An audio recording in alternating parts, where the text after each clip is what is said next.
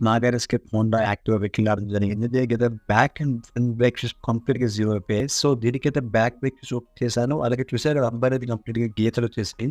So, దీనికైతే ఒక layer cut చేయాల్సిన అవసరం ఉంటుంది. ఈ పర్టిక్యులర్ లేయర్ కట్ చేయడం అనేది మన దగ్గర అవుతుంది. సో, కటింగ్ చేసిన పౌడర్ నాకు చాలా వచ్చింది. బ్యాక్ అయితే బాగా ఎక్కువ కట్ అయింది. సో, కటింగ్ ఏదో దీన్ని చూపిస్తాను చూడండి. ఆఫ్టర్ ఎలా ఉందనేది కటింగ్ అయితే ఒక లేత్ మిషన్‌తో కట్ చేసిన తర్వాత మనకి ఈ విధంగా వచ్చింది. అడ్వాన్స్ టెక్నాలజీ ఇది. సో, ఈ రకంగా చేసుకున్నాక బ్రేక్ అయితే బాగా పడుతుంది. మనం బ్రేక్ షూస్ కూడా ఒరిజినల్‌గా వేస్తున్నాం. హీరో బ్రాండెడే వేస్తున్నాము. కస్టమర్ సాటిస్ఫాక్షన్ మనకి ఇంపార్టెంట్ కదా! అలాగే మన ఫ్రంట్ వీల్ కూడా మనకి కంప్లీట్‌గా ఏఎస్ కంపెనీ ఎవరేసారు ఫాస్ట్‌గా అప్పుడు. సో, ఆ బ్రేక్ షూస్ వేయడం వల్ల ఏమైందంటే మనకి కంప్లీట్‌గా అప్ అనేది గీతలొచ్చేసాయి. ఫ్రంట్ వీల్ చాలా ఎక్కువ గీతలొచ్చేసాయి. గేర్ కూడా సేమ్ ప్రొసీజర్ మనం యూజ్ చేస్తున్నాము.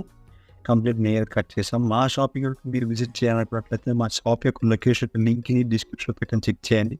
అలాగే మన ఛానల్ గనుక మీరు కొత్తది ఖచ్చితంగా సబ్స్క్రైబ్ చేసుకొని పక్కన బెల్ ఐకాన్ ఆన్ క్లిక్ చేయండి guys. Stay tuned to creative workers.